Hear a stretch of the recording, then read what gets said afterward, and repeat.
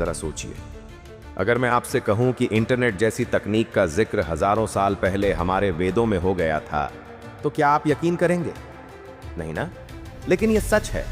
जब दुनिया को गाड़ी चलाने की बात भी नहीं आई थी, तब हमारे ऋषि बिना तार के संवाद की बात कर चुके थे।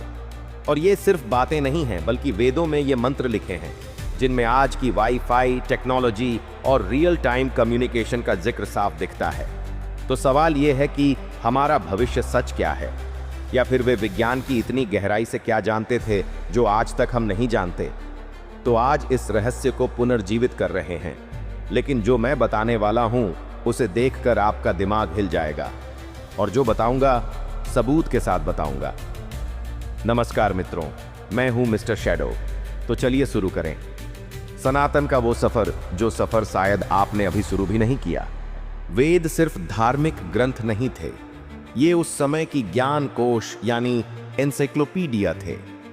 ऋग्वेद में एक मंत्र आता है, अनु दूराद पश्रुतम, जिसका अर्थ है दूर से बिना बाधा के सुनाई देना। आज जिसे हम वायरलेस कम्युनिकेशन कहते हैं, उसका जिक्र वेदों में अनु दूराद पश्रुतम के रूप में किया गया है, यानी बिना किसी तार के हजारों किलोमीटर दूर तक बात करना। और इतना ही नहीं, अथर्ववेद में भी एक श्लोक है, मनसा मनोजातम, जिसका अर्थ है मन से मन का संपर्क। क्या ये आज के इंटरनेट और रियल टाइम कम्युनिकेशन की ओर इशारा नहीं करता? और सुनिए, सोचिए, जब न बिजली थी न कंप्यूटर, तब ऋषि बिना तार और मन से मन के संवाद की बात कर रहे थे। क्या ये सिर्फ संयोग है, या फिर वे विज्ञान को इतनी गहराई से जानते थे जितना आज हम नहीं जानते? अभी रुकिए, असली राज तो तब खुलता है जब हम इन मंत्रों को वैज्ञानिक दृष्टि से समझेंगे, क्योंकि इनकी तुलना आज की वाईफाई और इंटरनेट टेक्नोलॉजी से की जाए तो आपके होश उड़ जाएंगे। आज इंटरनेट वाईफाई सिग्नल्स पर चलता है, अदृश्य तरंगें यानी इनविजिबल वेव्स, जो हवा में घूमती हैं और जानकारी एक डिवाइस से दूसरे तक भेजती हैं। अब सुनिए अथर्ववेद का ये श्लोक, आकाशे श्वेता तरंगा संचारंती, अर्थ आकाश में सफेद तरंगें प्रवाहित होती हैं। सोचिए, क्या ये वही इलेक्ट्रोमैग्नेटिक वेव्स नहीं हैं जिनसे आज की वायरलेस टेक्नोलॉजी चलती है? वेदों में आकाश का अर्थ केवल आसमान नहीं था, बल्कि स्पेस ईथर फील्ड था, जिसमें तरंगें चलती हैं। आज की वाईफाई और सैटेलाइट कम्युनिकेशन इसी कॉन्सेप्ट पर काम करती है। अब मनसा मनोजातम पर ध्यान दीजिए, मन से मन का संवाद। आज न्यूरल इंटरफेस टेक्नोलॉजी और ब्रेन टू ब्रेन कम्युनिकेशन पर रिसर्च हो रही है, जहां बिना बोले सिर्फ सोच से मैसेज भेजे जाते हैं। हैरानी की बात, ऋषियों ने यह हजारों साल पहले ही कहा था। विज्ञान ने वो खोजा जो वेद पहले ही बता चुके थे। भले ही नाम अलग थे, आज हम इसे इंटरनेट कहते हैं, तब इसे आकाशीय तरंग या मानसिक संचार कहा जाता था। तो सवाल यह है, क्या यह सिर्फ संयोग है, या फिर हमारे ऋषि सच में उस ज्ञान के स्वामी थे जिसे हम आज मॉडर्न साइंस कह रहे हैं? वेद सिर्फ पूजा पाठ नहीं थे, वे हमारे पूर्वजों का टेक्नोलॉजिकल ब्लूप्रिंट थे।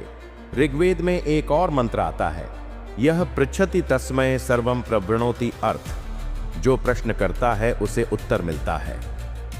सोचिए, यही तो आज के सर्च इंजन का सिद्धांत है।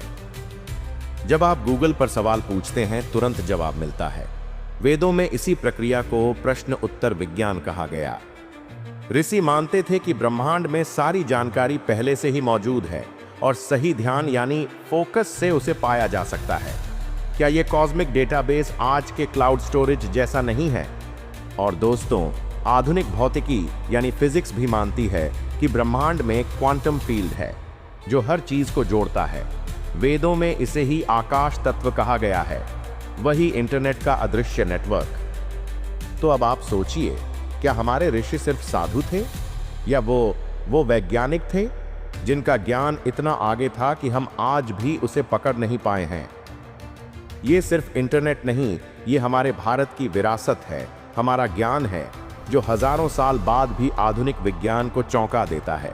अगर आप भी मानते हैं कि हमारे वेद सिर्फ किताब नहीं बल्कि विज्ञान की जड़ हैं, तो कमेंट में जोर से लिखिए, वेदों का ज्ञान अमर है। दोस्तों, यही कारण है कि हमने मिस्टर शैडो चैनल बनाया है, ताकि आप अपनी बिजी लाइफ में भी उस ज्ञान अमृत को पा सकें जो हमारे वेदों और पुराणों में छिपा हुआ है। बस आप एक काम कीजिए, इस वीडियो को लाइक कीजिए, अपने दोस्तों के साथ शेयर कीजिए और चैनल को सब्सक्राइब करके जुड़ जाइए सनातन की छाया में। और यकीन मानिए, अभी तो अनगिनत राज बाकी हैं जो हम एक एक कर खोलेंगे यहीं मिस्टर शैडो यूट्यूब चैनल पर। छाया में छिपा ज्ञान जो बदले आपकी पहचान। जय सनातन, जय राम, धन्यवाद।